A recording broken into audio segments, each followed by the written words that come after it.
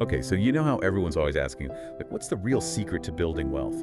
With all the noise out there, stock tips, crypto buzz, it's a lot. It really is, and that's exactly what we're diving into today. We're looking at Building Wealth, A Journey to Financial Freedom by Jessic Wakwoma. Right.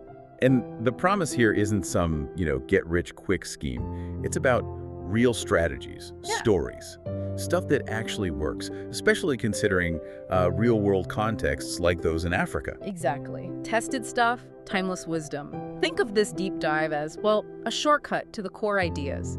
We want you to get those big insights about money, about mindset, quickly, and really understand them. So first up, the book kind of shakes things up by talking about investment paths. He frames it as choices. Lazy, smart, or strategic. You choose. I like that approach. Me too. It makes it accessible. He kicks off with what he calls the easiest and laziest way.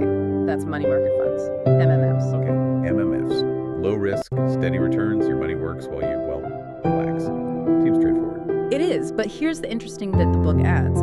It's not just for being lazy. Wakwoma argues they can be like a strategic anchor. An anchor? How so? Well, for liquidity, holding cash during market swings.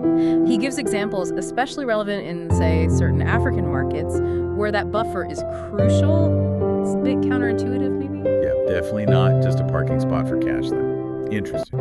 Okay, so from lazy, he jumps to the other extreme. The hardest but profitable path, shares, stocks. Right. High risk, high reward territory.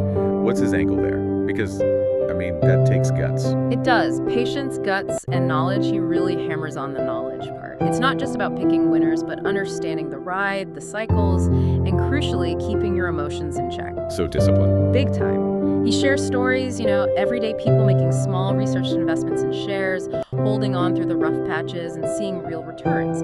It shows hardest isn't about complex charts necessarily, but that consistent, informed action. Makes sense. But what if that roller coaster just isn't for you? What about stability? That's where government bonds come in. He calls them the sure and safest bet. Solid, reliable. The classic safe haven. Pretty much, but again, he adds context, like how in some places they're a hedge against currency issues, or specific infrastructure bonds that offer stability and impact. It's for the long-term thinker, definitely. Okay, so we have MMFs, shares, bonds. A pretty standard menu. But then there's this fourth one. Yes. This is where it gets really interesting. He calls it the hardest and most lucrative route. Investing in yourself. What does that even mean in this context? Well, this is Wakwoma's core idea, I think. He's talking about your skills, your knowledge, your mindset, your human capital. That's the real asset. So not just financial assets. Exactly.